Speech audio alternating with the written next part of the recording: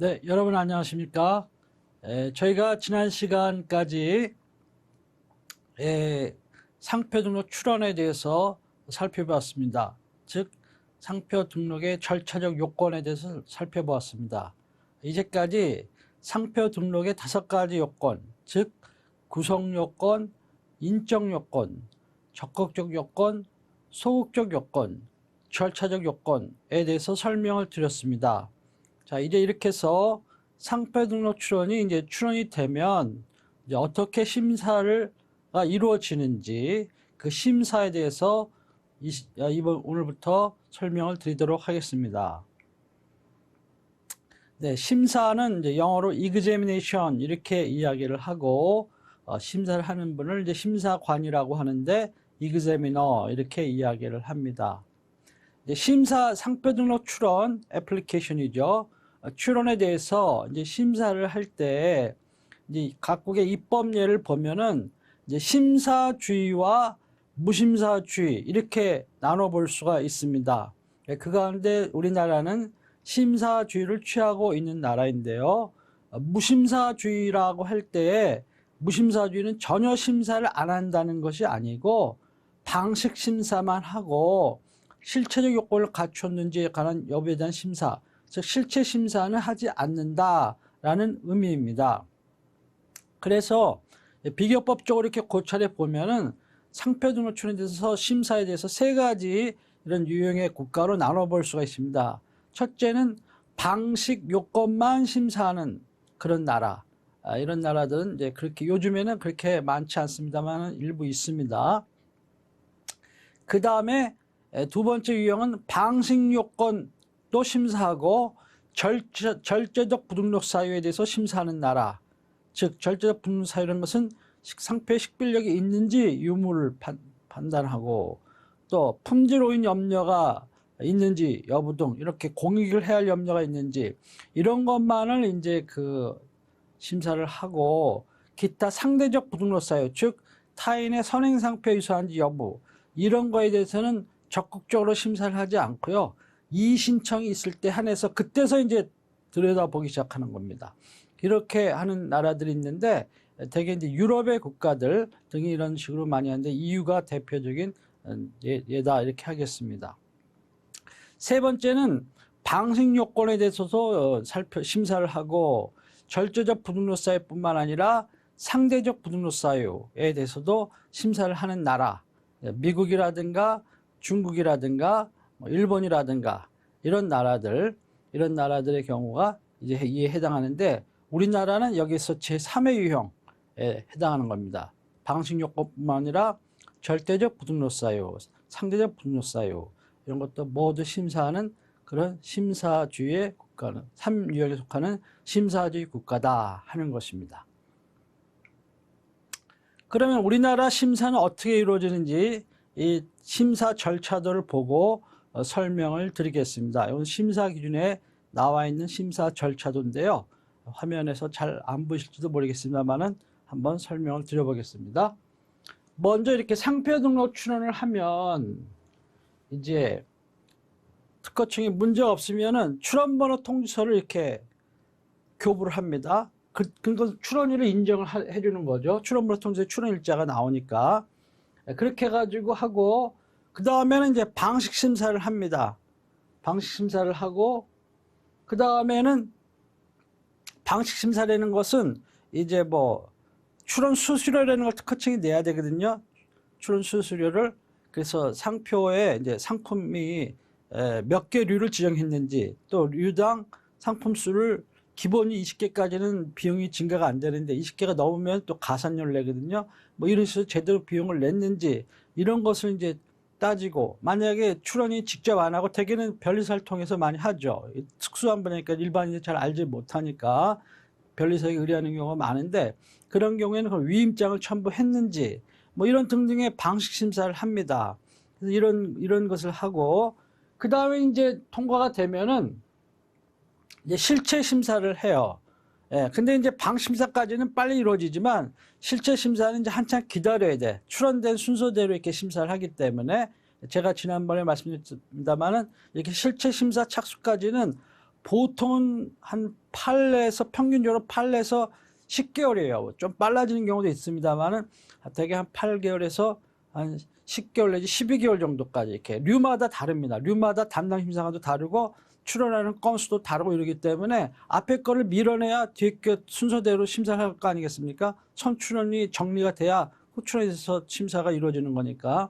그렇기 때문에 이제 이렇게 8 내지 한 10개월 정도 이렇게 시간이 걸리고, 그 다음에 이제 실체 심사를 했는데 거절 이유를 발견할 수가 없어. 그러면 이제 출원 공고 결정을 해요. 출원 공고 결정을 하고, 그로부터 요즘에 한 이틀 내지 한 일주일 내에 이제 출원 공고를 합니다. 출원 공고에서 요즘에 인터넷 공부를 해가지고 이제 특허청에서 인터넷으로 이렇게 공고를 해요. 그러면은 다 볼 수가 있습니다. 그렇게 해가지고 이제 출원 공고를 하면은 이제 누구든지 이의가 있다 그러면 2개월 이내에 이제 출원 공고를 2개월 이내에 이의신청을 할 수가 있어요.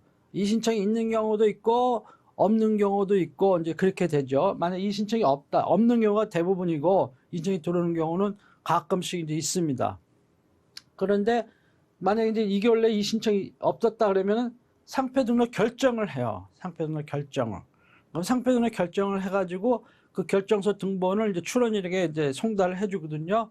그러면 이제 그 송달 받는 날부터 2개월 이내에 이제 상표 등록료를 납부를 하면 10년치를 내든지 아니면 5년치, 5년치 이렇게 나눠서 낼 수도 있어요. 이렇게 이제 내게 되면은 그럼 이제 상표 등록이 되게 돼요. 그럼 상표 원부라고, 등록 원부라 가지고 영어로는 트레이드마크 레지스터라고 하고, 이 상표 등록 원부에다가 이제 이게 이런 부동산 등기부처럼 누가 권리자고 주소는 어떻고 뭐 그다음에 어느 상표고 어떤 상품이고 출원일자는 어떻고 출원번호는 어떻고 공고일자는 언제고 공고번호 어떻고 등록일자는 언제고 등록번호는 어떻고 뭐 이런 식으로 해서 존속기간은 언제까지고 뭐 이런 식으로 이렇게 해가지고 설정 등록을 하고 등록증을 이제 출원인에게 교부를 해요. 이렇게 해가지고 이제 이렇게 레지스트레이션이 되는 거예요. 그래서 애플리케이션, examination, registration 이렇게 되는 거죠. 공고는 이제 publication이라고 그래요. 그래서 application, examination, publication, registration 출원, 심사, 공고, 등록 이렇게 쭉 이루어집니다. 이것이 이제 스트레이트로 아무런 문제 없이 쭉 가는 방식이고요. 이제 만약 이제 문제가 되는 경우가 있어요. 어떠냐면은 이제 처음에 이제 출원을 했는데 출원인이 누군지도 기재를 안 해. 출원의 3년 소마, 출원인 상품이라고 했잖아요. 출원인이 누군지도 기재를 안 해. 또 상표 견본을 붙여야 되는데 그것도 표시도 안 해. 또 상품을 지정해야 되는데 상품도 무슨 상품인지 아무것도 기재를 안 해. 뭐 그런 출원하는 경우는 극히 드물죠. 그러나 가끔 어떤 출원이 착오로 인해서 그렇게 되는 서류가 접수가 되는 경우도 있을 수 있잖아요.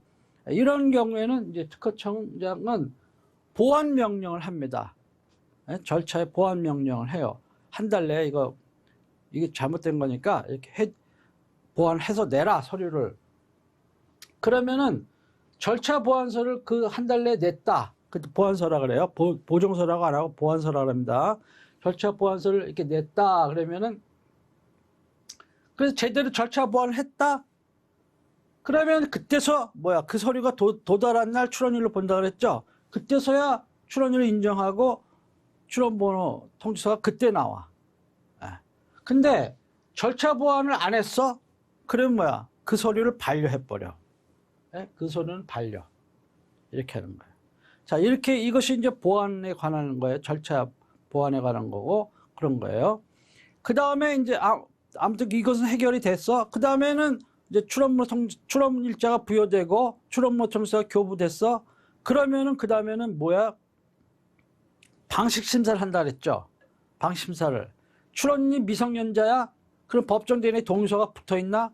안 붙어 있어. 그러면 방식 심사에 걸리는 거예요. 그래서 그거는 이제 또 보정 명령서가 나가. 그 다음에 또 대리인에 의한 경우 그럼 위임장 첨부됐나? 안 됐어. 그러면 또 보정 명령이 나가. 수수료 제대로 납부했나?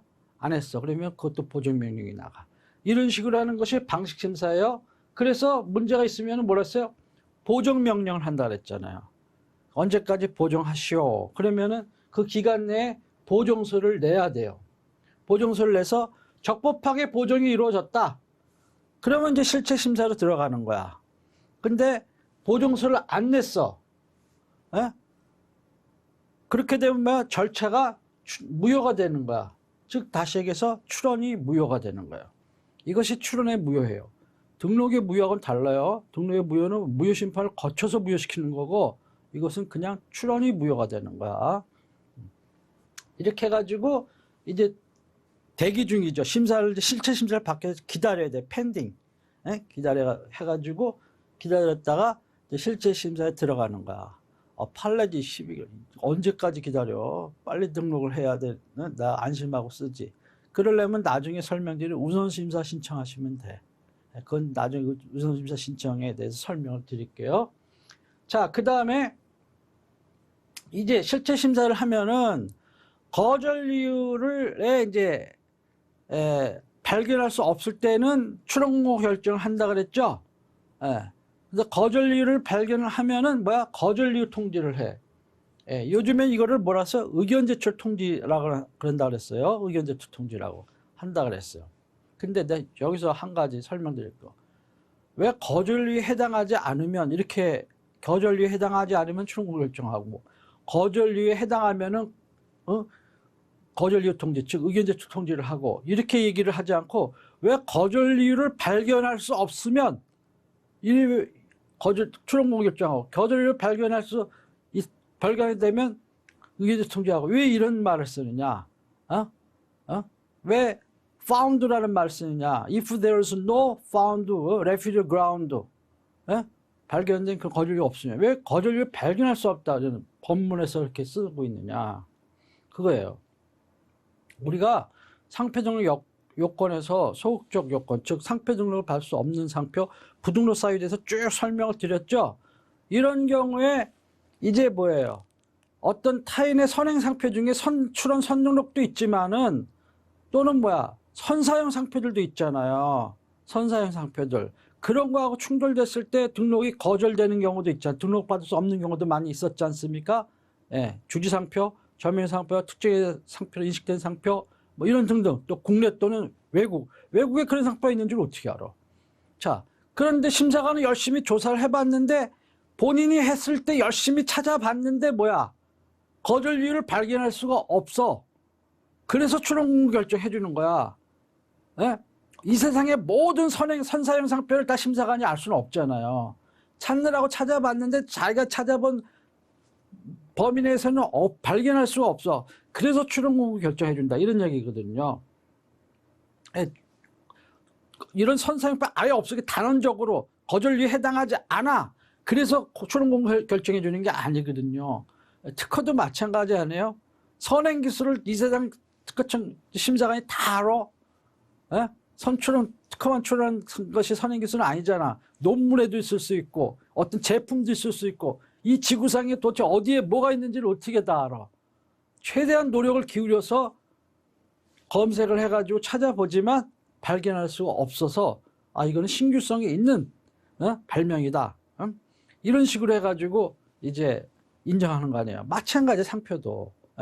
그래서 거절 이유를 발견할 수 없는 이렇게. 그러니까 답안을 쓰실 때 거절 이유에 해당하지 않냐면 이렇게 쓰시면 안 되고 뭐라 그랬어요? 거절 이유를 발견할 수 없는 게 정확하게 문구를 쓰셔야 돼요. 전문가라면. 자, 그래서 거절 이유를 이유가 통지했어. 의견 통지가. 그러면은 이제 출원인은 이걸 해소하기 위해서 의견서를 내거나 또는 의견서 플러스 보정서를 내거나 또는 보정서를 내거나 이렇게 할 수가 있어요. 의견서만 내도 되고 의견서와 거기에 보정합니다라고 말 썼다고 보정된 게 아니라 그랬죠. 보정하겠다 그러면 보정서도 또 별도로 내고 아니면 아무 소리 없이 그냥 보정만 내면 거절 이유 해소된다. 보정서만 내도 돼. 아무튼 의견서 또는 의견서 플러스 보정서 또는 보정서 이런 거를 내도 되고 안 내도 돼. 안 내면 거절 결정이지 냈어. 냈는데 이것이 해소가 됐어. 그러면 출원공고 결정이에요. 근데 해소가 안 됐어? 그러면 거절 결정이야. 거절 결정. 상표는 거절 결정으로 가는 거예요. 해소가 안 됐으면. 그렇게 되는 거예요. 자, 그 다음에 자, 이제 이런 게 다 해소가 돼가지고 출원고 결정도 나고, 그래서 자동으로 그럼 출원 공고도 됐어. 에? 자동 공고 됐는데, 자동이라는 말은 틀린 말이에요. 왜냐? 출원고 결정하고, 또다시 새로 다른 어떤 거절료가 발견됐으면 또 거절료 낼 수도 있어요, 심사관이. 공고가 됐어? 그래도 또 거절료가 발견됐어? 그럼 또 거절료 통지, 의견서 통지를 낼 수가 있어요. 그런 경우는 극히 드물지만 낼 수가 있어. 뒤늦게 이런 게 있었어? 해가지고 할 수가 있단 말이에요. 가끔 있어요. 자, 여하튼 출원 공고가 됐어. 그러면 어떻게 돼요? 출원 공고일로부터 2개월 내에는 누구든지 어포지션, 이의신청을 할 수가 있어요. 그 이의신청이 있을 수도 있고 없을 수도 있는 거죠. 그러나 가끔 있다 하는 거예요. 그러면은 이의신청이 있었다? 그러면 이의신청서가 접수가 됐어. 그럼 이의신청서도 방식 요건을 갖췄는지 따지는 거야. 이의신청하는데 이의신청료가 비용이 들어가. 그거 안 냈어? 대리인에 의하면서 위임장 안 냈어? 그렇게 되면 뭐야? 보정 명령서가 나가. 근데 그 기간에 보정을 안 했어? 그러면 뭐야? 이의신청 각하. 그게 주장이 옳은지 그런지 따질 것도 없어. 본안으로 넘어갈 필요도 없다는 거야. 각하라는 거는. 방식 요건에 못 갖췄다는 게 각하고, 실체적인 요건까지 다 따져봤는데 이유가 없다라고 하는 건 기각이야. 그게 이제 타협점이에요. 그래서 이의신청인데 방식 요건 못 갖췄어? 그러면 각하. 그렇게 되면 뭐 이의신청 절차는 끝난 거지 뭐. 예를 들면은. 그런데 그 다음에 딱 봤는데 이제 방식을 갖췄어. 그래가지고 이제 쭉 이의신청 내용을 심사를 해봤더니 이유가 없어. 이거 뭐야, 뭐 거절료에 해당되는데 따져보니까 아니네. 그러면 뭐야, 등록 결정으로 가는 거예요. 이의결정서도 발급해주고 이유 없다 그러고 또 동시에 등록 결정서도 같이 나가는 거야. 근데 이의신청에 이유가 있어? 그럼 뭐야, 이의신청서 나가면서 동시에 또 뭐야, 거절결정서 나가는 거야. 서류가 2건이 나가는 거예요. 이의결정서를 가지고 등록합니다 이렇게 등록결정서가 되는 게 아니야. 또 거절합니다 결정서가 되는 게 아니에요. 서류가 2건이 나가야 돼. 이의결정서 나가고 등록결정서 나가고 이의결정서 나가고 거절결정서 나가고 이런 식으로요. 네, 이렇게 됩니다. 그래서 이의결정이 나가지고 이유가 없다 그러면 상표적으로 결정되는 거고, 이유가 있다 그러면은 거절 결정이 되는 거예요. 이렇게 해서 이루어져요. 그러면은 등록됐으면 뭐 해피한 거니까 문제가 없는데, 거절 결정이 됐어. 그러면은 이게 좀 불만이야. 다퉈보고 싶어. 그러면은 이제 거절 결정 송달 받은 날부터 30일 내에 이제 특허 법원에다가, 특허 심판원에다가 거절 결정 불복 심판 청구를 하는 거예요. 거절 결정 불복 심판 청구를 하고, 그래서 이제 거기서 심결이 나왔어. 그때도 거절 심결이야. 계속 거절이 옳다 그래. 그럼 또 불만이 있어? 그러면 이제 특허법원, 사법부로 넘어가는 거야. 이거 행정부 단계고, 사법부로 넘어가서 특허법원, 고등법원급이에요. 특허법원에다가 이제 뭐야, 심결 취소 소송을 제기를 하는 거야. 그 심결이라는 행정처분이 잘못됐다 해가지고 그것을 취소해달라라는 그런 심결 취소 소송을 특허법원에다가 이제 소를 제기를 하는 거예요. 그래서 거기 특허법원에서도 이제 재판이 이루어졌어. 그래서 판결이 나올 거 아니에요. 거기서도 또 거절이 옳다 그래. 불만이 있어. 그러면 또 그때부터 대법원에다가 상고를 하는 거야. 상고를. 여기까지 하는 일이 변리사가 하는 일이에요. 자, 그러면 이제 이렇게 한번 전체 심사 절차도 해서 보았는데, 그래서 이것을 봤을 때는 넓은 의미에 있어서 상표등록 출원 심사라고 하는 것은 방식 심사하고 실제 심사 이렇게 나눠진다 하는 것을 볼 수가 있죠. 그래서 방식 심사라는 것은 상법에 정한 방식과 절차에 따라 출원이 되었는지 여부 이런 것을 이제 하는 것이고, 이렇게 위반되면 이제 여러 가지 절차 보완 명령을 내리기도 하고 또는 절차 보정 명령을 내리기도 한다 그랬죠. 그래서 보완은 뭐 말도 안 되게 출원의 3요소 이런 거, 출원인 상표 이런 것을 어느 하나 기재를 아예 안 해버려. 이런 경우가 일반적인 경우인데, 이런 경우는 절차 보완 명령이 나가는 거고, 그 다음에는 뭐야, 그런 건 냈는데 뭐 위임장 안 내고 뭐 등 안 내고 이런 건 절차 보정 명령이 나가는 거고, 이렇게 하는 것이 이제 방식 심사고요. 이제 실체 심사는 뭐예요? 이제 상표법이 정한 거절 이유. 예? 상표법에서 이렇게 쭉 나중에 거절 이유 설명합니다. 이게 여기까지 상표 등록 요건 대부분 설명드린 것이 거절 이유예요. 여기에 해당하는지 아니면 하는 그런 걸 또 심사하는 게 실체 심사고, 그 다음에는 뭐야? 이신청이 만약 있게 되면 이신청은 뭐 이신청의 이유는 곧 상표 등록 거절 이유여야 돼요. 거절이 해당하는데 왜 거절이 안 되고 이렇게 공고가 됩니까? 라고 해가지고 하는 것이 이제 이신청 이유야. 그에 대해서 이제 심사하는 상표 등록 이신청에 대한 심사, 이렇게 두 가지로 나눠볼 수가 있는데, 이제 우리 상표법 제3장에서 심사라고 해가지고 이렇게 조문들이 쭉 있어요. 이때 심사라는 것은 이 실체 심사를 얘기하는 거예요. 자, 그러면 이제 이 실체 심사는 이제 여기 지금 잠깐 보면 이 방식 심사는 특허청장이 하는 심사야. 예? 그래서 어떤 절차 보정 명령서라든가 절차 보완 명령서는 누구의 이름으로 나가? 특허청장 이름으로 서류가 나가는 거예요. 근데 실체 심사는 뭐예요? 심사관의 이름으로 서류가 나가. 나중에 한번 심사를 받아보셔. 그러면 거기 심사관님들의 이름이 딱 적혀 있다고. 실체 심사에 거절 의견 제출 통지서에는. 예. 그래서 원래는 실체 심사도 누가 해야 돼? 특허청장이 하는 거예요. 왜냐? 출원서 할 때 그 서류를 누구를 대상으로 내는 거예요? 특허청장 귀하 이렇게 써 있잖아. 특허청장 이 기관이에요, 기관. 에? 특허청이 기관이 아니야. 특허청장이 기관이야. 특허청은 건물이라든가 이런 얘기 보통 얘기인데, 특허청장, 서울특별시장 이 기관이야. 그것이 서울특별시 의회 이런 게 기관이지, 서울특별시가 기관이 아니란 말이에요. 이런 것처럼 특허청장이 기관인데, 심사는 누가 해야 되겠어요? 그럼 특허청장이 하셔야 하는 게 옳은 거 아니야, 원래. 근데 그 많은 사건을 1년에 막 몇십만 사건, 이런 사건을 거의 뭐 특허 실용, 뭐 디자인 상표까지 하면 거의 100만 건의 사건을 그걸 어떻게 특허청장 혼자 다 합니까? 할 수가 없는 거죠. 그러니까는 뭐야? 심사관에게 위임을 해가지고 이제 심사관이 하도록 이렇게 하는 거죠. 그래서 여기 보면 특허청장은 이런 것을 심사하게 하며, 그랬더니 심사관에게 심사하게 하며 그 권한을 이제 위임을 해주는 거예요. 미국의 역사를 보면은 심사 특허청 역사를 보면은 옛날에는 토마스 제퍼슨이 심사했어요. 국무장관. 그 당시에는 국무장관이 심사를 했어. 국무장관이 심사를 했어요. 그러다가 뭐야 이게 저기 하니까 이제 상무부에 넘기고, 또 상무부에 또 집행기관인 미 연방 특허상표청을 만들어가지고 거기서 커미셔너, 특허청장을 커미셔너라 그래요. 그 사람이 하고 다 할 수 없잖아. 그러니까 또 심사관 이기재민을 두고 그렇게 심하고 이렇게 된 거예요. 그래서 미국 대통령도 보면은 옛날 역사 보면은 조지 워싱턴도 상표 출원하고 뭐 이런 식으로 링컨도 막 특허 출원하고 막 이랬다고 했잖아요. 아무튼 그런 역할을 하는 거야. 그렇게 이제 하게 되는 거고요.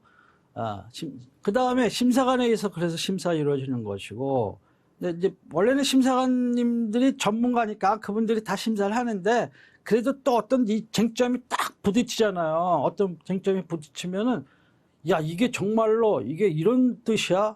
이런 뜻이야? 내가 옛날에 그런 게 있었어요. 어떤 곡물 사건인데, 제가 했던 것은 어떤 이렇게 단어가 있는데 이 단어가 불교 용어야.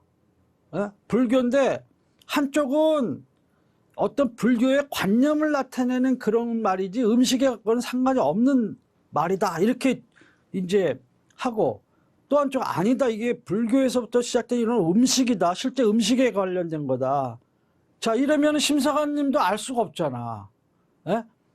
어떤 사람은 같은 불교에 심취한 사람인데도 어떤 사람은 이거는 음식이라 그러고, 어떤 사람은 그 음식이 아니고 그 불교의 어떤 수양에 관련돼서 사용하는 그런 것을 음식에 빗대 어떤 추상적인 용어다. 이렇게 된 거예요. 그러면 후자면은 식별력이 있는 거잖아요. 근데 전자면은 음식에 관련된 거 그렇게 하면 식별력이 없게 될 수가 있다고, 사안에 따라서는.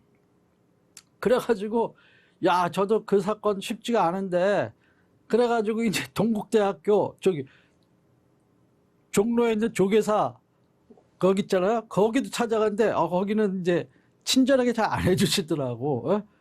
그래가지고 중생이 왜 왔냐 이거지. 중생. 그래가지고 이제 별로 친절하게 안 쓰다 좀 실망했어. 스님들이 좀 친절하게 해주시지 왜 그렇게 친절하게 안 해주시는데. 그래갖고 이제 동국대학교를 갔어요. 불교대학. 그래서 거기에서 이제 그 유명한 권위 있는 분을 만나가지고 했더니 이제 그분이 이건 이런 뜻이다라고 해서 확인서를 써주시더라고.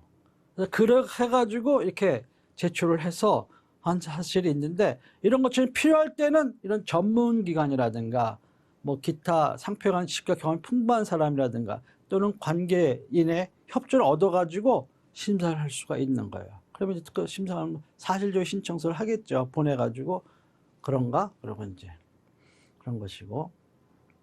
그 다음에 이렇게 낸 출원 서류만 가지고 심사하는 게 거의 대부분이지만 때로는 필요하다 싶으면은 기타 서류라든가 물건 이런 것을 출원인에게 제출할 걸 요구해가지고 그걸 바탕으로 심사하죠. 도저히 상품이 이해가 안 간다. 이게 무슨 상품이야 도대체가. 예를 들어서 드론? 드론이 뭐야 도대체. 지금이야 드론 다 알지만 처음에 나온다. 드론이 뭐야. 뭐 날라다녀? 사람도 막 날라다녀 비행체가? 그럼 막 땅에 조종이 가능하고 뭐 어떻게 배달이 그걸로 돼? 정말 그게 가능할까? 이럴 수도 있잖아요. 잘 참 모르면. 그러면 이제 그 실험했던 뭐 동영상이라든가 아니면 과학 사이언스 잡지라든가 뭐 이런 걸 이제 내면은 이런 걸 드론이라는 이렇게 해가지고 할 수 있다. 그렇지 않으면 뭐야? 상품 명칭이 불명확. 이렇게 해서 거절이 나올 수도 있거든요. 심사관이. 할 수가 있다 하는 겁니다. 그 다음에 이제 심사의 순위는 아까 것처럼 출원의 순위에 따라서 심사를 해요. 특허나 실용시험처럼 심사 청구가 있어야 심사에 착수하는 게 아니야. 심사 청구가 된 순서대로. 그런 거 없어. 상표에는. 그냥 출원하면 출원된 순서대로 심사 청구 없이도 뭐야. 그냥 심사하는 거예요. 출원번호 순서대로. 이렇게 이제 하는 게 원칙이고, 그러나 뭐야. 나 빨리 심사 받고 싶다. 이러면은 이것을 상표에도 이제 옛날 특허 실형에는 있었지만 상표에도 이걸 제도를 도입을 한 거예요. 우선심사 제도. 그래서 우선심사에 대해서 설명을 드리겠습니다. 이것은 2차의 케이스에도 잠깐 언급하도록 전체는 아니고 일부 언급하도록 나온 사실도 있는데 가끔은 객관식에도 나올 수가 있는 내용들이에요.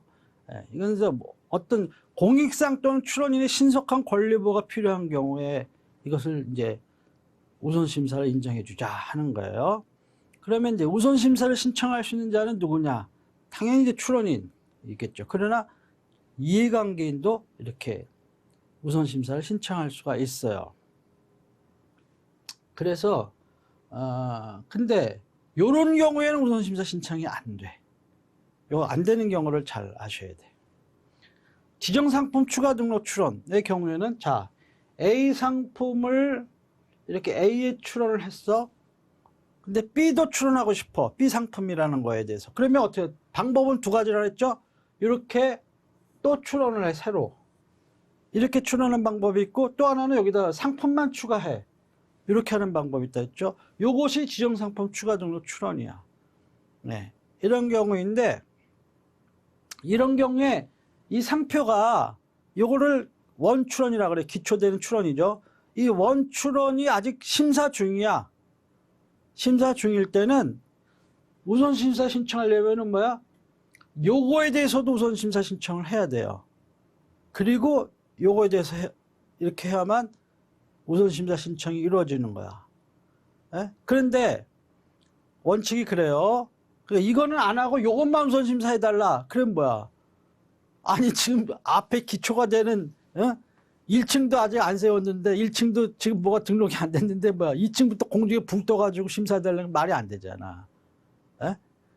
지금 1층이 세워질지 말지도 모르는데 원출원이 등록이 될지 말지도 모르는데 B의 상품에 대해서 이미 등록을 해버리면 말이 되는 겁니까? 안 되는 거죠. 그러니까 안 되지. 근데 요거가 등록이 돼버리면 어떻게 됐어요? 요것이 등록이 되면은 이것이 등록이 되면은 일단은 그러면은 이제 해줄 수가 있는 거죠. 그래서 지정상품 추가 등록 출원 중 원출원에 대한 우선심사 신청이 없는 경우에는 이런 경우에는 안 돼. 그렇지만 가로에 뭐라 써? 원 출원이 상표 등록된 경우에는 제외한다. 그때는 또 돼. 우선심사가. 이것이고 또 하나가 주의하실 것이 뭐야? 국제 등록, 국제 상표 등록 출원인 경우, 마드리드 출원인 경우 이거는 안 돼. 우선심사 신청 대상이 될 수가 없어요. 잘 알아놓으시기 바랍니다. 자, 그러면 이제 우선심사의 대상이 되는 경우가 어떤 경우냐 하는 것인데 여러 가지 경우가 쭉 있어요. 이제 처음에는 이제 분쟁이 있을 가능성의 경우가 이제 많은 경우예요. 그러니까는 상표 등록 출원 후에 출원이 아닌 자가 저 사람이 내가 출원한 상표하고 동일 또는 유사한 상표를 동일전 상품에 정당한 이유 없이 사용하고 있네. 이럴 때는 이제 여기에 해당될 수가 있어요. 근데 이럴 때는 그냥 되는 게 아니고 내가 이제 그 사람한테 나 이게 출원한 사람이다. 나 등록되면 당신 나 권리 침해가 해당하게 될 수 있다. 이런 식으로 해가지고 경고를 하는 수가 있어요. 그렇게 경고할 수가 있어요. 그런데도 무시하고 계속 써? 그럼 나중에 설명드릴 손실보상 청구권을 해가지고 받은 날로부터 등록될 때까지 이제 입었던 발생한 손실에 대해서 보상해줘야 돼. 그 제3자는. 그래서 아무튼 그렇게 경고를 할 수가 있어요. 그 다음에 출원이 제3자에게 금지 가처분 신청을 하는 경우인데 상표권도 무슨 등록도 안 되는데 어떻게 가처분 신청해? 그건 말이 안 되잖아요. 그게 아니고 예를 들면 A라는 상표는 이미 등록이 돼 있어. 갑이 A 상품에. 근데 요번에 A 다시를 이제 출원하고 있는 거야. 근데 누군가가 뭐야? A 다다시 내지는 다시 이런 걸 쓰고 있어. 의리. 예를 들면은. 그럼 이거 A 이미 등록된 A 상표를 가지고 가처분 신청할 수가 있죠. 그리고 이거에 대해서 빨리 등록해 달라고 할 수가 있죠. 이런 경우가 이제 해당하는 경우인데 그런 경우는 아주 드뭅니다. 그러나 있을 수 있다는 거예요. 그 다음에 그 밖에 출원인이 제3자에게 출원한 상표의 사용을 허락하지 않은 경우. 아니 라이센스 해주기로 해놓고 이제 와가지고 허락 안 해줘. 그러면 뭐야? 안 되잖아. 그러니까 빨리 그 사람은 이해관계 있는 계약한 사람 우선심사 신청해가지고 등록되면은 그거에 대해서 사용하게끔 해달라 이런 식으로 이렇게 할 수가 있는 거죠. 아무튼 이러한 특수한 경우들의 경우에는 우선심사가 가능하다 하는 거예요. 두 번째는 이제 사용을 다 지정상품 전부에 일부가 아니야. 지정상품 전부에 대해서 이제 사용을 하고 있는 등 이런 경우. 또 사용을 예정 준비 중인 중 이런 경우 이런 경우에는 이제 빨리 이게 내 권리를 안정성 있게 좀 확보하고 싶거든. 그래서 빨리 등록이 돼야 나도 안심하고 쓰지.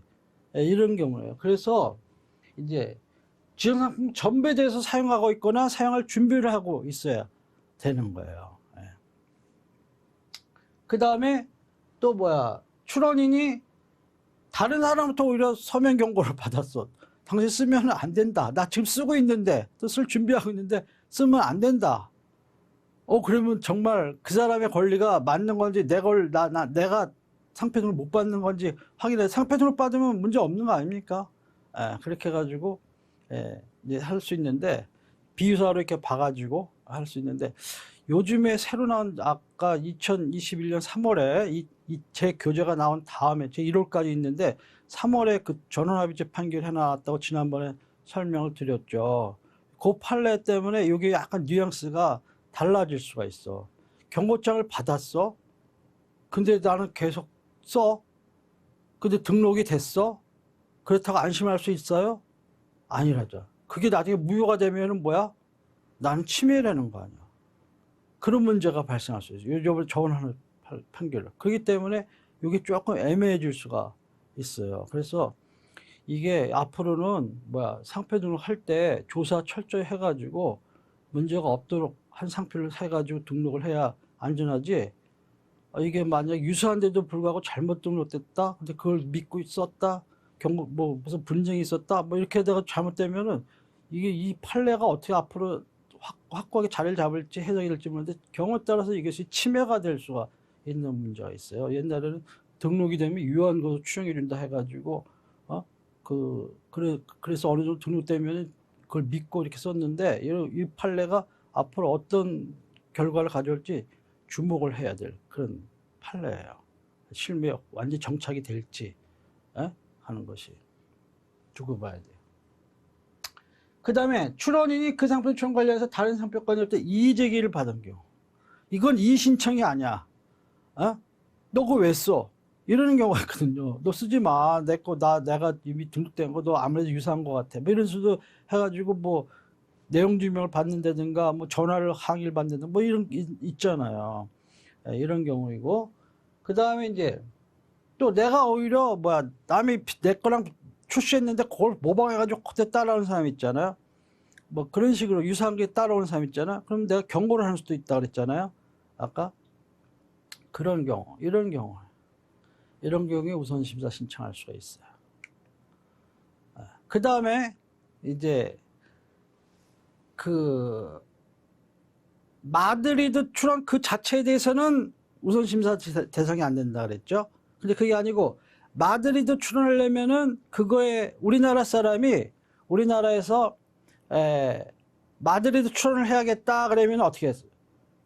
우리나라에 적어도 우리나라 회사가 나 마드리드 출원해가지고 지정국을 미국이든 일본이든 중국이든 EU든 동남아든 뭐 해가지고 해야겠어 라고 해가지고 출원하려면은 우선 우리나라에 출원된 게 있거나 등록된 게 있어야 돼요. 상표가. 그걸 기초 출원이라 그래. 근데 우리나라에 이제 출원된 게 있어. 그래서 그걸 기초로 해가지고 마드리드 출원을 해가지고 외국에 출원을 하는 거야. 그런 경우에는 우리나라에 빨리 등록을 해줘야 마드리드 경우에도 안정적인 권리 확보하는 데 도움이 될 수가 있겠죠. 그런 경우가 있을 수 있죠.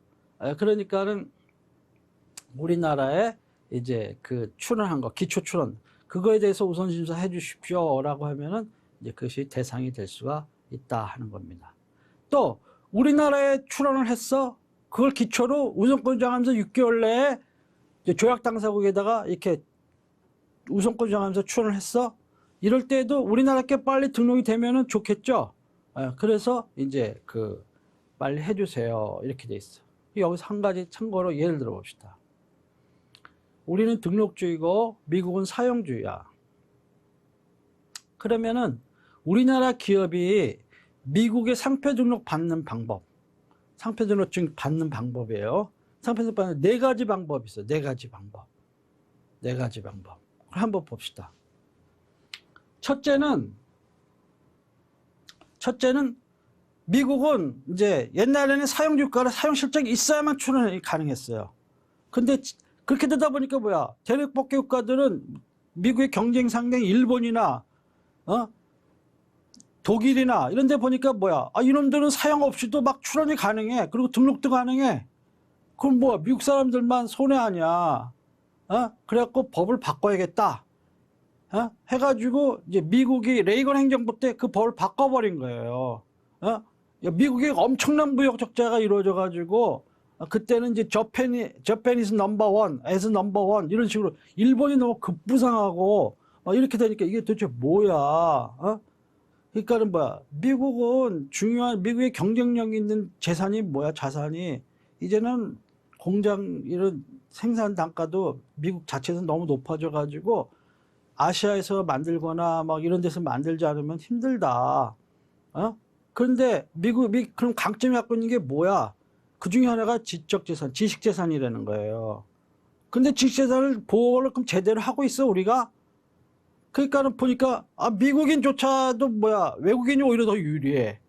이건 안 되겠다. 법을 바꾼 거야. 많은 제도를 바꿨는데, 그 중에 이제 하나가 상표인데, 사용의사만 있으면 사용 실적 없어도 출원할 수가 있다는 거예요.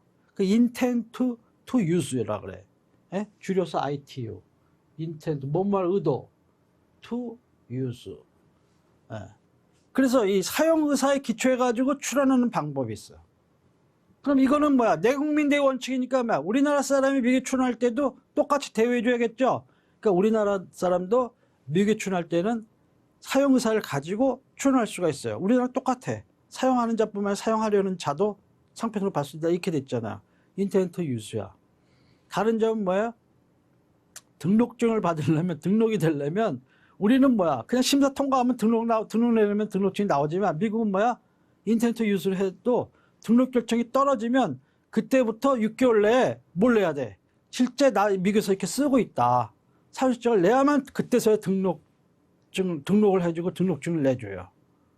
그게 이제 사용주의 요소를 계속 유지하고 있는 거예요. 출원할 때는 그걸 안 따지지만 등록할 때는 그게 따진다고. 그게 이제 차이점이에요. 두 번째는 뭐야? 실제 사용하고 있는 경우. 네? 실제 사용하고 있는 경우, 실사용. 나 미국하고 거래에 있어서 수출한 적이 있어? 뭐 이런 식으로 한 적이 있어? 그걸 액추얼 유수, 실제 사용한 걸 근거로 출원하는 방법이 있어요. 우리나라 기업이. 그렇게 하는 방법이 있어요. 세 번째는 우리나라에 출원한 걸 기초로 6개월 이내에 우선권 주장하면서 미국 특허청에 출원할 수가 있어요. 미국 특허청에 출원할 수가 있어. 그렇게 해가지고 할 수가 있는데, 그런 경우에는 어떻게 해야 돼? 우리나라의 상표 등록이 돼야만 그걸 등록된 등록 원본을 번역을 해가지고 미 연방 특허청 상표청에 그걸 제출해야만 그때서 등록이 이루어져. 그다음에 네 번째는 뭐야? 우리나라에 등록한 걸 근거로 출원해. 그러면 사용 실적 없어도 등록증이 나와요. 아까 얘기한 것처럼 출원의 경우에도 6개월 내에 우선권 정해가지고 출원했어. 그리고 우리나라에 등록됐어. 그럼 등록 원본만 내도 사용 실적 없어도 등록증이 나와. 이렇게 네 가지 타입이 있어요. 사용 의사, 실제 사용, 우선권 주장 출원, 등록계에 기초한 출원. 이렇게 네 가지가 있어. 이게 미국에 출원하는 방법이 이제 우리나라의 경우 한국 기업이 미국에 출원할 수 있는 방법이 네 가지 중에 하나야. 여기 지금 여기 조약에 따른 우선권 주장 이런 경우 이때 경우에 세 번째 유형에 해당하는 거예요. 이런 게 우리나라에 빨리 등록을 해주면 미국에도 빨리 등록이 돼가지고 등록증이 나오겠죠. 그렇기 때문에 이제 이런 조항들을 넣은 거예요. 이것이 구체적으로 어떻게 작용되느냐를 제가 이해시켜 드리기 위해서 이것을 이제 미국의 경우를 예를 들어 설명을 드린 거야. 그 다음에 존속기간, 상표라는 거는 이제 10년간 유효하고 10년마다 갱신이 가능해. 이게 이제 특실하고 디자인하고 다른 점이야. 반영구성, 이것이. 돈 내면 계속 그냥 갱신이 되는 거예요. 그렇게 되는데 깜빡하고 존속기간 해서 1년 이내에 출원이 돼야 되거든요. 또는 그 기간을 놓쳤어. 그러면 6개월에 또 유예기간이 있어. 그럼 가산료를 내고 존속기간 만료 후 6개월 이내라도 가산료 내고 또 갱신 출원 신청하면 이게 갱신이 된단 말이에요. 근데 그 기간까지도 놓쳤어. 빨리 상표를 살려야 돼. 이럴 때는 뭐예요? 그것을 이제 출원을 할 수가 있어요. 출원하면서 우선심사 신청을 할 수가 있어. 존속기간 말 소문의 등록상표에 표장과 진술과 전부 동일해야 돼, 대신에. 먼저 죽은 거하고 똑같아야 돼. 상표 똑같고 상품 똑같고. 그래서 해놓고 빨리 출원해 주세요. 심사해 주세요. 빨리 권리를 다시 빨리 확보를 하는 방법이 있습니다. 그러니까 존속기간 만료해가지고 권리 잃어버렸다고 당황하지 마시고 빨리 해서 빨리 권리를 받는 해야 돼. 그렇게 하고, 그 다음에 8번째는 이제 새로 생긴 제도 중에 하나인데, 여기 이제 특허청장이 지정한 상표 전문 조사 기관이 있어요. 그 기관에다가 나 이제 우선심사 하겠다. 우선심사 신청용 상표 조사를 의뢰를 해. 그러면 이제 그거를 의뢰를 하면은 거기서 니들이 이게 유사한 게 있는지 없는지 여러 가지 조사를 해가지고 그 결과를 받으면 이제 그것을 특허청에 내. 그러면 원래는 자동으로 이렇게 연결해서 자기 제출해줘요. 근데 아무튼 내. 그렇게 되면은 이러면은 이제 그냥 이렇게 우선 심사를 해줘요. 이것도 돈이 만만치가 않아. 조사기관도 이거 자기를 통해서 밖에 할 수 없으니까 가봐냐. 돈을 굉장히 비싸게 받아요. 특허청의 경우에도 우선적으로 해주니까 좀 비싸게 받고, 내가 볼 때 좀 다른 수수료에 비해서 좀 비싼 것 같아. 그러나 돈을 내서라도 네가 빨리 받고 싶으면 그렇게 해, 이런 얘기지. 예. 자, 그러면은 이제 우선심사 이렇게 해서 신청을 하잖아요. 그럼 이제 우선심사 신청서를 내고 우선심사 신청 설명서를 내. 아까 말씀드린 바 이러이러이러한 경우에 해당됩니다 라고 해가지고 이것을 낸단 말이에요. 내면은 이제 심사를 하는 거야. 이게 우선심사 신청할 수 있는 자가 신청한 건지, 즉 출원인인지 이해관계인인지 따져보고, 그 다음에 아까 말씀드린 그 우선심사 대상에 해당되는 건지 아닌지 이런 걸로 이제 따져서 해야 되는데, 그러면 우선심사 신청 신청 설명서에는 그럼 뭐가 기재가 돼야 되냐? 아까 그 경우를 한번 봅시다. 첫 번째, 이제 지정 상품 전부에 대해서 사용효과 생활 준비가 있는 경우에는 이것을 이제 그 여러 가지 그 사용하고 있다든가 사용 개시 이런 것을 입증하는 서류를 이렇게 내야 돼요. 내야 되는데 뭐 여러 가지 이제 자료들을 내게 돼 있어요. 실제 상표는 어떻게 쓰고 있는지, 뭐 언제부터 썼는지 이런 걸 이렇게 다 보여주는 팜플렛이라든가 뭐 이런 거 여러 가지 기타 증명할 수 있는 서류를 이제 내시면 돼. 또 사용 준비의 경우에도 이제 뭐 여기다 상표 쓰기 위해서 라벨을 인쇄하는 경우가 있잖아요. 인쇄 주문서라든가 뭐 여러 가지 이런 것을 이제 내야 돼요. 그런 것을 쭉 내야 되고, 또 어떤 경우에는 의약품 같은 경우에는 식약처에 제조품목 허가 신청서를 낸 게 있다면 그런 것도 내고, 뭐 이런 식으로 해서 이제 사업계획서에 있으면 사업계획서 내고 이런 것을 이제 내야 됩니다. 근데 이제 아까 말씀 것처럼 이런 거 내는 거 있잖아요. 이런 거 내는 게 서류 만들고 하다 보면 이게 받아들여질지 뭐 또 서류 내는 게 준비한 게 쉽지가 않을 수가 있어요. 예? 그러니까 이런 거 귀찮은 거보다 그냥 우선심사 기관에다 맡겨가지고 조사 결과 해가지고 빨리 해주세요. 이게 제일 간단하니까 그걸 많이 이용하는 경우가 있어요. 그 다음에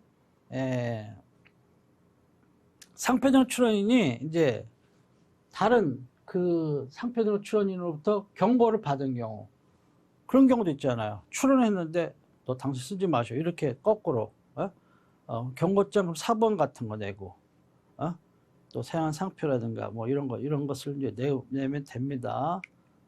그 다음에 이제 또 이의 제기를 받는 경우도 이 신청이 아니고 쓰지 마셔 이 신청 받는 거, 이런 경우에도 뭐 경고장도 받았을 거고, 경고장이나 내용이 같은 말이에요 다. 이거 그 다음에 뭐 구두 용고를 받았다, 정보 제출을 받았다, 뭐 SNS 뭐 이런 여러 가지 아무튼 이의를 받은 사실 있으면 그거 근거 내면 되는 거예요. 근데 이거 중요한 게 있어. 실무적으로 짜고 치는 고스톱 하면 안 됩니다. 그러면 나중에 형사처벌 받을 수도 있어요. 자기 심사 빨리 받으려고 괜히 아무 상관없는데 야 너 나한테 경고장 좀 보내봐. 나 빨리 심사 받을 때 청구하게. 이러면은 안 돼요. 나중에 그거 밝혀지면 형사처벌 받아요. 별사분들도 그런 식으로 얘기하시면 안 돼. 그 다음에 이제 출원인이 그 상표적 관련해서 오히려 거꾸로 서면 경고를 하는 경우가 있습니다. 필요할 때는 할 수가 있어요. 나중에 이제 그런 게 손실보상 청구권 때 나오지만 그런 경우 할 때는 이제 그런 거 했다는 사실 해가지고 내면 돼요. 그렇게 이제 하면은 되고, 그 다음에 다 같은 얘기예요. 중요한 내용도 아니에요. 읽어보고 이런 거구나 하고 외우실 것도 없어요. 이런 것도 그냥 읽어보면 돼. 그 다음에 이제 이거 마드리드 정서 기초 출원이니까 이 기초 출원이니까 빨리 해주세요. 그러면은 국제 출원 마드리드 출원했다는 사실을 증명하면 되는 거 아니에요. 그리고 이것이 이거의 기초가 돼서 출원된 거다라는 거를 그것만 내면 되는 거예요. 이건 간단한 거예요. 조약했다는 거 마찬가지야. 그래서 이렇게 미국에 출원했다? 그러면 미국에 출원사 증명서는 거기서 우선권주장했다? 그 우선권주장의 기초가 되게 대한민국이 바로 이 출원입니다. 이런 걸 입증하는 서류를 내면 되는 거예요. 그건 어렵지 않아요. 존속기간 만료로 소멸된 거랑 똑같은 상표, 똑같은 상품에 하는 겁니다. 해주세요. 그러면 소멸된 등록상표의 원본을 떼면 돼. 떼서 내면은 거기 다 나오죠. 하는 것이고, 또 전문기관에서 조사. 이거는 이제 아까 조사 결과가 통보가 된다 그랬잖아요.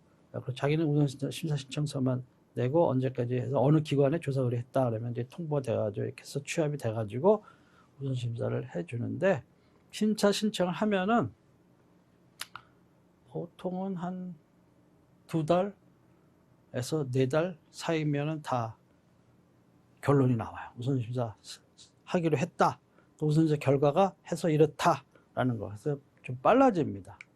등록하는데. 그래서 한 4 내지 6개월 정도 걸린다고 보면 돼. 보통은 상표는 한 등록까지 내고 이렇게 등록하는데 8 내지 한 12개월, 10개월에서 한 12개월 정도 걸린다면, 이거는 이제 한 4 내지 6개월 정도 이렇게 잡으시면 돼요. 그래서 이제 우선 심사를 하기로 했는지 안 했는지를 우선 신청하면은 결정해 줍니다. 이런 소리를 냈다 그러면은 우선 심사 여부를 결정해서 신청인에게 통지를 하고 이렇게 됩니다. 근데 요거는 꼭 알아놓으셔야 돼요. 요거 지정상품이 광의표괄 명칭의 경우, 이런 경우예요. 이런 경우에는 예를 들면은 지정상품이 의류야, 또 하나 신발이야. 그러면은 이거에 대해서는 이 포괄 명칭인데, 이거에 대해서는 요 의류에 속하는 것 중에 어느 한 품목, 신발에 속하는 것 중에 어느 한 품목, 요것만 사용하고 있거나 사용 중입니다라는 것만 입증하시면 돼. 예를 들면 나 지금 티셔츠 만들고 있다, 또 축구화 만들고 있다, 이러면은 요걸로 봐주는 거예요. 포괄 명칭이 된 것을 다 사용하고 있다든 이런 식으로. 그 다음에 유사근 코드가 서로 다른 상품이 출원된 게, 이것도 유사근 코드는 달라요. 같은 25류래도 유사근 코드가 달라. 의류하고 신발하고. 그 네 숫자가 같으면은 유상 코드가 같은 거고, 다르면 다른다 그랬죠. 유상 코드가 4개 숫자가 다르다고. G하고 나오는 4개 숫자가 다르단 말이에요. 이런 경우에도 뭐야? 그거에 어느 한 품목만씩만 하면 돼. 예를 들면은 25류를 출원을 하는데, A, A 다시, A 다다시, B, B 다다시, B 다다시, 이런 식으로 다 25류에 속해, 상품이. 근데 이 코드는 다 같아. A끼리는. 또 B끼리는 다 같아. 그렇지만 이거와 이 코드는 달라. A 코드와 B 코드가 달라. 이런 경우에 실적을 사용하고 중이라든가 사용하고 계시 이런 것을 입증할 때는 요거 하나만 입증하면 돼. 하나씩만. 이렇게 6개 다 입증할 필요 없어요. A 이거 다 각각 다 입증할 필요 없고, 요거 하나씩만 입증하면 이 전체에 대해서도 우선 심사를 인정해 준단 말이에요. 이런 것이 차이점이다 하는 거. 요 2가지는 잘 기억해 놓으셔야 돼요. 실무적으로도 꼭 필요한 지식이니까. 근데 이제 우선심사 신청을 했는데 이건 우선심사 대상이 아니잖아. 이러면 우선심사 불인정 예고 통지를 해요. 그럼 이제 보완을 하든가 뭐 이렇게 해가지고 이제 내야겠죠. 그런 것도 안 하고 뭐 하면은 우선심사 없는 걸로 해가지고 일반심사로 그냥 가는 거고, 내서 제대로 됐다면 우선심사 해주는 거고, 이런 것입니다. 그럼 이제 심사 처리는 어떻게 됐냐? 이거는 우선심사 처리가 아니에요. 이제 일반 심사관이 하는 심사 처리, 실체 심사. 심사관이 하는 심사는 2가지로 나눠본다 그랬어요. 상표 등록 출원 심사가 있고, 상표 등록 이의 신청 심사. 그래서 상표 등록 출원이 상표 53조 각호가 규정하고 있는 거절 이유에 해당하느냐 안 하느냐, 이거를 따져주는 거고, 그 다음에 이신청이 상표 등록 이의 신청 심사, 이신청이 있는 경우에 그것이 이신청이 이유가 있느냐 없느냐 하는 거. 이신청의 이유는 거절 이유에 한해 54조이랑 갖고 있는 같은 얘기예요. 이렇게 하는 것이고, 그 밖에 이제 누구든지 그 상표 출원에 있으면 그거에 대해서 상표 등록 받아서는 돼서는 안 됩니다 라는 걸 가지고 정보 제공을 할 수가 있어요. 뭐 이신청이 중이라도 할 수가 있고 그 전이라도 할 수 있고, 아무튼 상표 등록 여부 결정이 떨어지기 전까지는 언제든지 할 수가 있어요. 상표 등록 결정까지는. 상표 등록 결정까지는 할 수가 있어. 여부가 아니고 상표 등록 결정까지는, 여부 결정이 아니고 상표 등록 결정까지는 할 수가 있어. 그래서 정보 제공을 하게 되면 그에 대해서 또 이제 심사를 할 수가 있어요. 그 다음에 이제 이것도 이제 중요한 내용 중에 하나인데, 상표적 출원을 심사하는데 그 출원과 관련된 어떤 사건이 심판이나 소송 중에 있는 경우가 있을 수 있어요. 그래, 이제 그런 게 A 상표인데 A 다시 상표는 어떤 심판이나 소송 중일 수가 있어. 이거에 따라서 이것이 결과가 달라질 수가 있어. 그런 경우에는 심사 절차를 이제 중지를 할 수가 있다는 게 하여야 한다가 아니고, 대개는 하죠. 그렇지만 안 해도 이제 그것은, 저기인데 법규 위반은 아니다는 거예요. 그러니까 이건 임의 규정이다 하는 것입니다. 이건 판례입니다. 법에도 그렇게 돼 있으니까 임의 규정입니다. 네, 지금까지 이제 심사 일반에 대해서 살펴보았습니다. 네, 감사합니다.